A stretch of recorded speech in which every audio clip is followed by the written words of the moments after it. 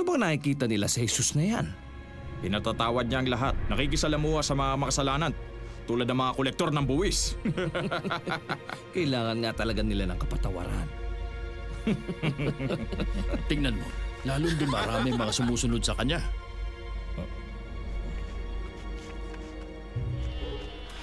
Iho, sa'yo ba mga tupang yun? Apo, ako nga ang pastol nila. Ako mismo. Ito'y bahagi lamang ng pastulan ng aking pamilya. Ang aking ama nagtalaga sa akin dito. Ako! Kung ganun, kung ipinagkatiwala sa iyong lahat yan ng iyong ama, Marahil ay nais mong sundan ang isang yon. Huh? Naku po! Rebelde, bumalik ka! Bumalik ka!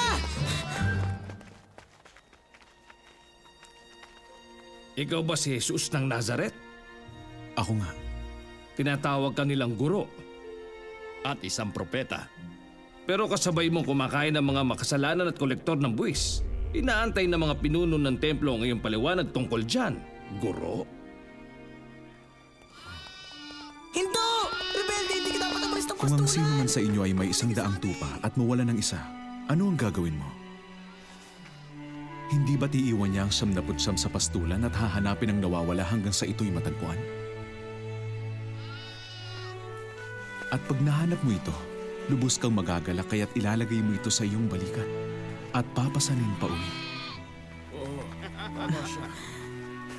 At aanyayahan mo ang iyong mga kaibigan at mga kapitbahay at sasabihin sa kanila, makipagsaya kayo sa akin dahil nakita ko na ang tupa kong nawawala. Sinasabi ko sa inyo, magkakaroon ng higit na kagalakan sa langit dahil sa isang makasalanang tumalikod sa kasalanan. Kaya't 99 na matuwid na hindi nangangailangang magsisi.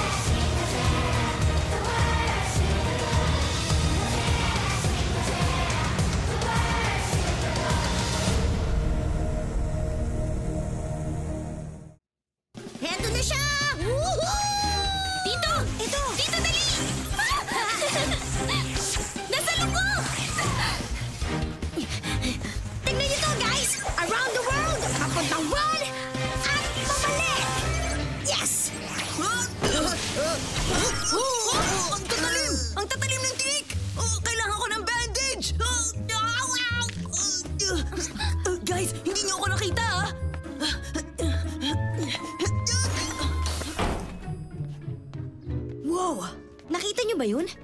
Ano bang problema ni Aaron? Tama, madalas nga siya nakasombrero. Ay. Ano? Tama naman ah. Aaron, buksan mo to! Kasama niyo ba ang daddy ko? Hindi! Bakit mapupunta rito ang dati? Oh!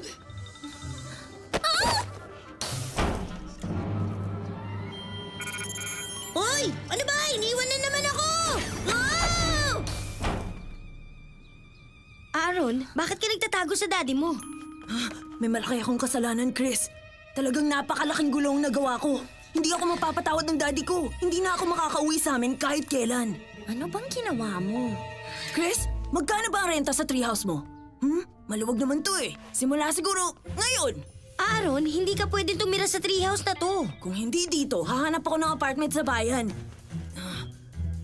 May allowance pa ako. Magbabayad ako ng 100 sa linggo. Ano bang kalokohan ito? Tama!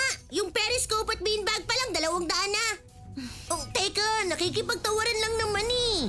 Okay, sige. Tsak naman na malalaman ni Daddy nandito ako eh. Ito ang listahan ng mga kailangan ko sa biyahe. Lalayas na lang ako. Oh, at yung 10 peanut butter sandwich. Pakialis yung gilid tulad ng ginagawa ni Daddy. Ganun ko sa yung gusto ko eh. Okay. Aaron, huwag ka muna umalis sa treehouse. Maliwanag, huwag ka munang aalis sa treehouse.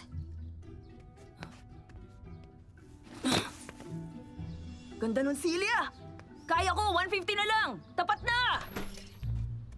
Ano nang gagawin natin? Gusto niya yung Silya. Samantalahin na natin to. 175 all in. Pasok na yun. O kumbinsihin siyang umuwi sa kanila at harapin ang problema niya. Hindi ko alam. Matagal ko ng kaibigan si Aaron. Pag sinabi niyang di pwedeng sabihin sa daddy niya, malamang yung nagawa niya, siguradong mabigat nga. Superbook!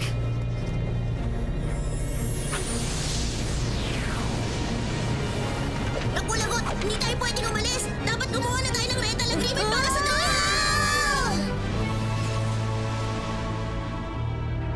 Isasama ko kayo upang makilala ninyo ang isang taong nagpakita na ang pagpapatawad ay laging posible. Huwag kang tatakbo! Nalaglag kayo galing... Sa itaas ng puno, ganun na nga. Marupok ang mga sanga? Sorry, nabulabog ba ang mga tupa? Hindi. Tigil! May sariling isip ang isang to. Tumigil ka nga. Ako si Joy. Sila si Chris at Gizmo. Ako si Micah. Ang tawag ko sa kanya rebelde. Kasi lagi siyang tumatakas sa akin. Nasa puno ba kayo kanina para makita niyang mabuti si Jesus? Si Jesus? Tama, siya ang dahilan kaya maraming tao nagtipon dito ngayon. Isang dakilang guro si Jesus. Gustong gusto ko pag nagkukwento siya ng parabola. Ano yung parabola? Oh, ito ay maikling kwento gamit ang pamilyar na pangyayari para magturo tungkol sa spiritual o kagandaang asal. Narinig mo na palang mangaral si Jesus? Hindi pa. Yung internal data frame ko may high capacity quantum memory. Ano? Dinisenyo kasi ako para sa... Gusto naming marinig mangaral si Jesus. Isama mo kami. Ipamarita mo na lang kaya sa lahat na robot ka. Bakit ba? Ewan ko sa'yo. Bakit ka galit?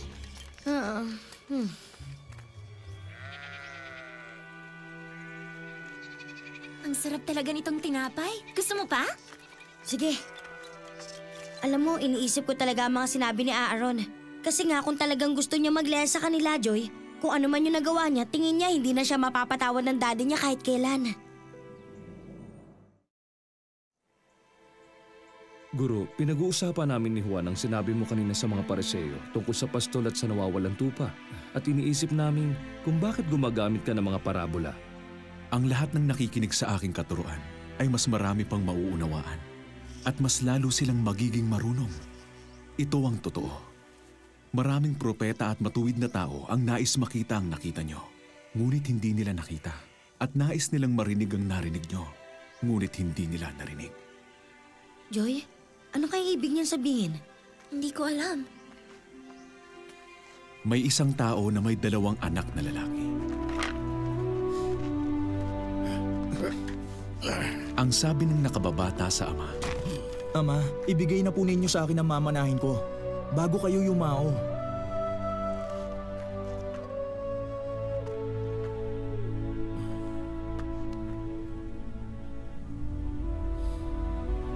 at hinati nga ng ama ang kanyang ari-arian.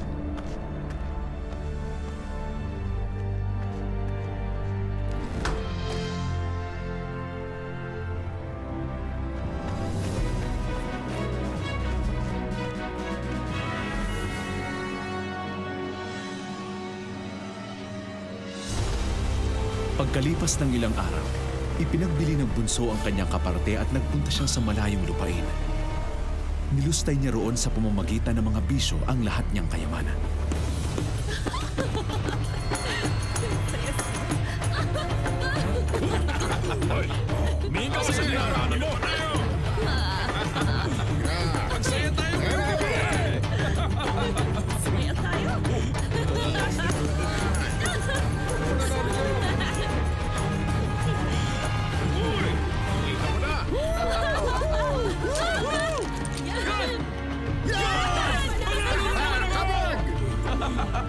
Sige ba, subukan mo uli!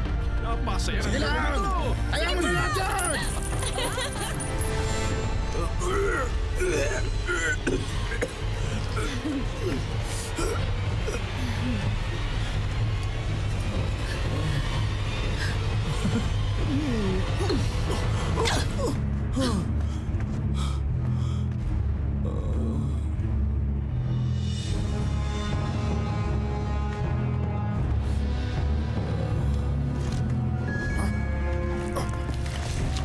Hoy, ibalik mo yan!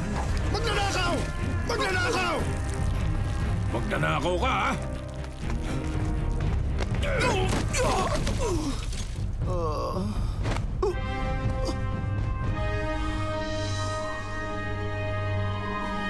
Nang maubos na ang kanyang kayamanan, nagkaroon ng matinding taggutom sa lupaing yun, kaya't siya'y nagsimulang maghirap.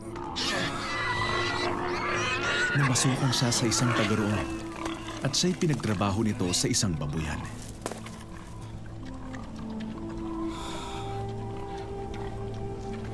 Sa tindi ng kanyang gutom at dahil sa wala namang nagbibigay sa kanya ng pagkain, halos kainin na niya ang mga bungang kahoy na kinakain ng mga baboy.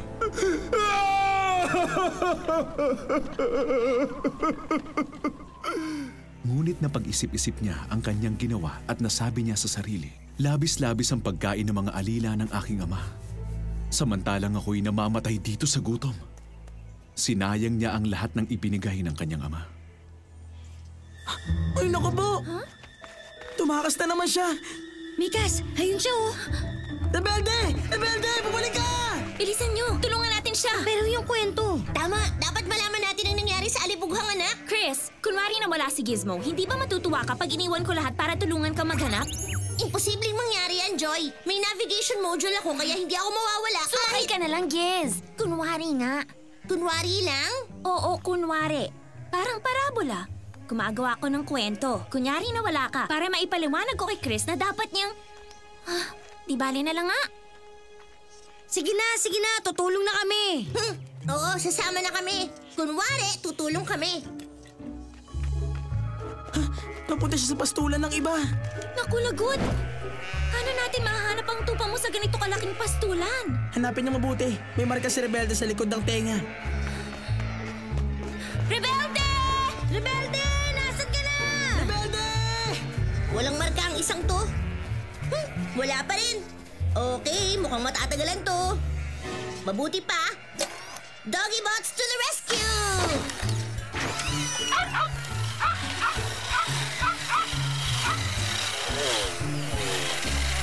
Rebelde! Ano ba, Rebelde? Rebelde, nasan ka na? Rebelde! Rebelde! Rebelde! Tulong!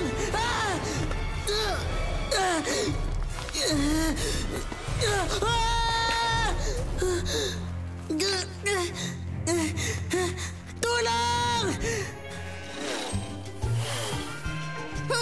Kailangan nating halugugin ang buong pastulan ng mas mabilis. Doggy Bots to Doggy Botwing!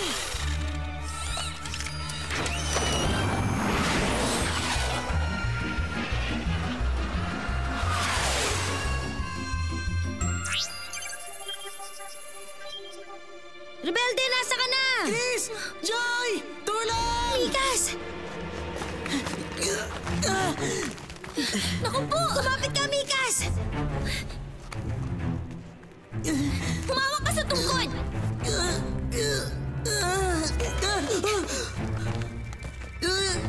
Kaming bahala sa'yo!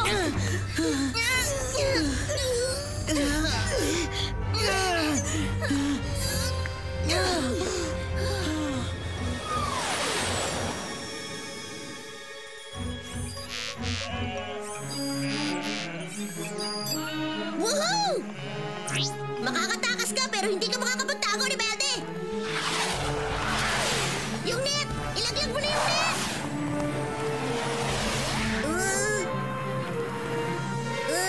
Naku po, lagot! Lumayo ka! Doggy Botwing! Huwag mo ilalaglag ang net pag wala pang 10 feet ang layo ko kay Rebelde! Naiintindihan mo ba ako? Lumayo ka, Rebelde! Lumayo ka! Layuan pa sabi ako eh!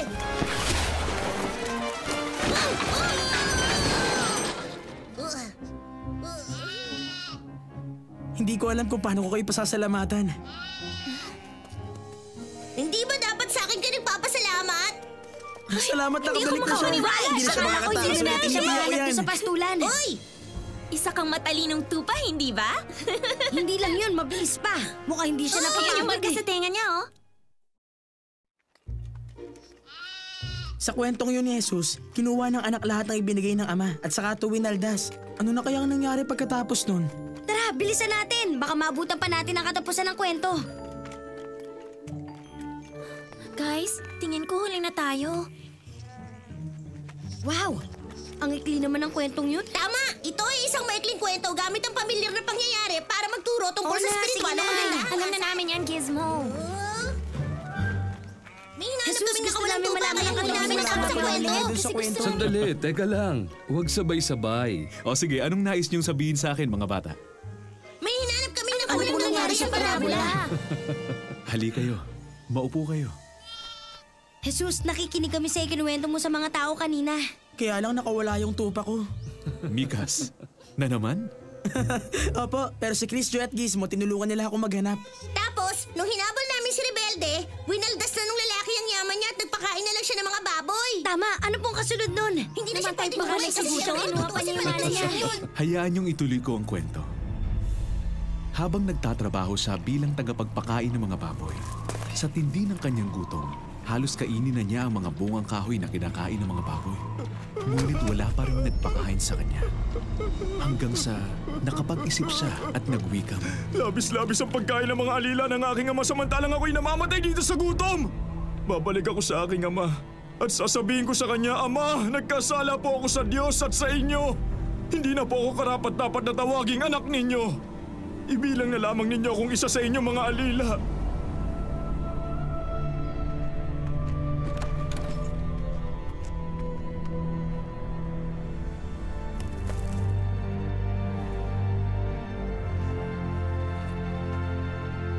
Malayo pa'y natanaw na siya ng kanyang ama at lubos itong naawa sa kanya.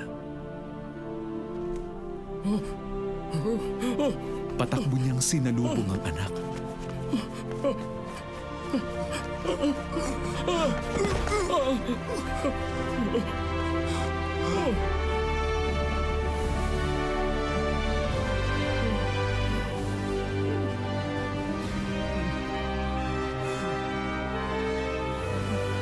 Anak ko! Niyakap at hinalikan niya ito.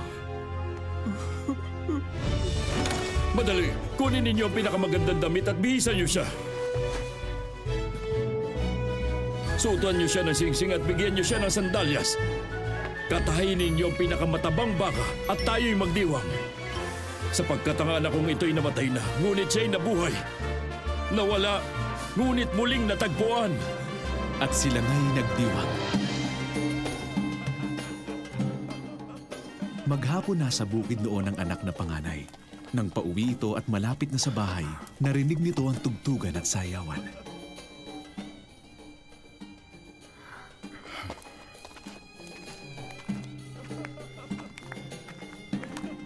Bakit? Anong meron dito? Dumating na po ang inyong kapatid ng buhay at walang sakit. Ipinapatay po ng inyong ama ang pinatabang baka. Nagalit ang panganay at ayaw niyang pumasok sa bahay. Pinuntahan siya ng kanyang ama at pinakiusapan. Pinaglingkuran ko kayo sa loob ng maraming taon at kailan may hindi ko kayo sinuway. Ngunit ni minsan hindi niyo man lang ako binigyan kahit isang maliit na kambing para magkatuwaan kami ng aking mga kaibigan. Subalit nang dumating ang anak niyong yan na lumustay ng inyong kayamanan, hindi ako makapaniwala, Ama, na ipinagpatay niyo pa siya ng pinatabang baka!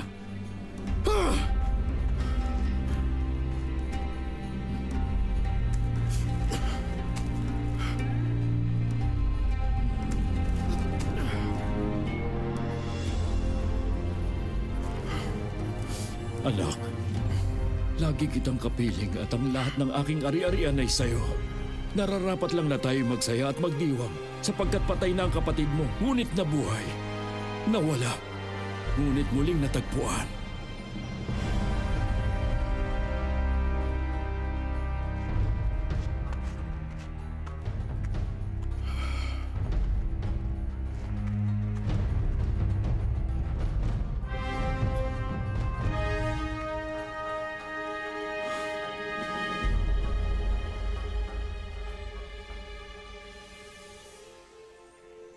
Wow! Hindi ko akalaing tatanggapin siya uli ng ama niya ng ganong kabilis.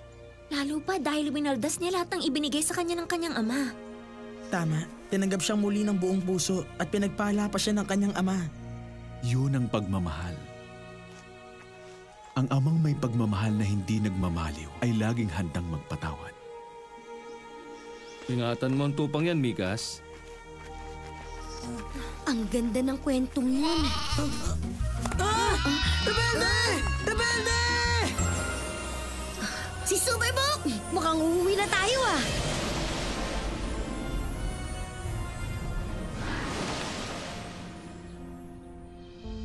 Hindi ko alam kung anong ginawa ni Aaron kaya takot siyang umuwi sa kanila. Kung ano man yun, sigurado mas matindi pa rin ang alibugang anak. Tara. Hey guys, ano kaya ang itsura ng mga gubat sa Borneo sa mga panahong ito? Walang makakahanap sa akin dun. Aaron, hindi ka pwedeng lumaya sa inyo. Ano man na nagawa mo? Hindi mo kilala ang daddy ko. Ano ba kasing ginawa mo? Umabsent ako sa eskwela. Tapos? At nilabas ko yung ATV sa garahe. Okay. At minaneho ko yun hanggang sa beach. Grabe nga. Tapos aksidenteng naibangga ko sa ilalim ng lifeguard station. Okay. Grabe nga talaga yan. At hindi ako patatawarin ng daddy ko kahit kailan. Aaron, alam mo ba? Matindi nga yung mga ginawa mo. Ha! Mali talaga. Oh. Pero makinig ka sa akin. Sigurado ang pagmamahal ng daddy mo mas matindi kaysa sa mga nangyaring yun. Ang mga ama nagpapatawad. Yung plano kong lumayas parang malabo, hindi ba? Tama. Dapat na akong umuwi at harapin ang lahat. Chris, Joy, nakita niyo ba si Aaron? Absent siya sa eskwela at hindi ko alam kung... Aaron! Saan ka ba nang galing? Nawawala yung ATV at nag-aalala na kami ng mami mo. May sasabihin po ako sa inyo. Bumaba ka nga rito, anak.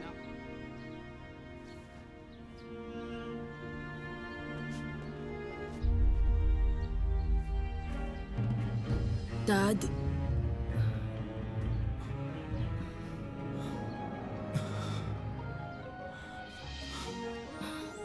Masaya lang ako na ligtas ka.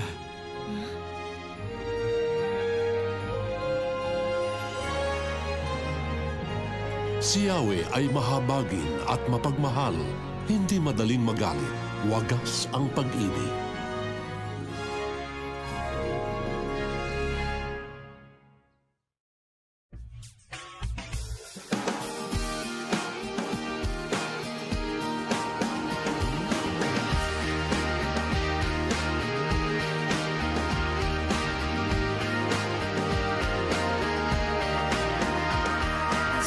Sa krus, ika'y namatay, nabuhay muli para mundo'y iligtas.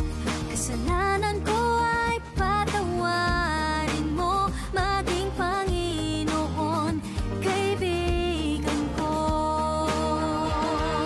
Tulungan mong magsimula muli, buhay ko'y alay sa'yo.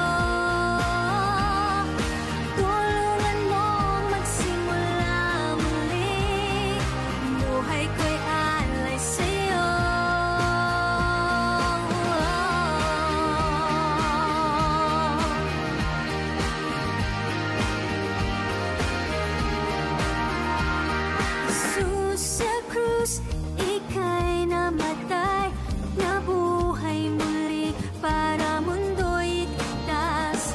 Kasalanan ko ay patawarin mo, maging Panginoon, kaibigan ko.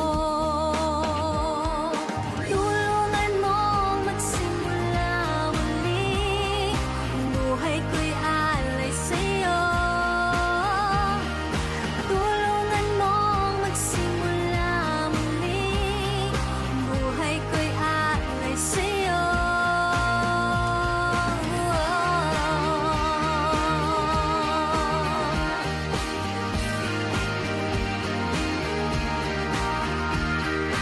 Tulungan mong magsimula muli, buhay ko'y alay sa'yo. Tulungan mong magsimula muli, magsimula muli, buhay ko'y alay sa'yo, alay sa'yo.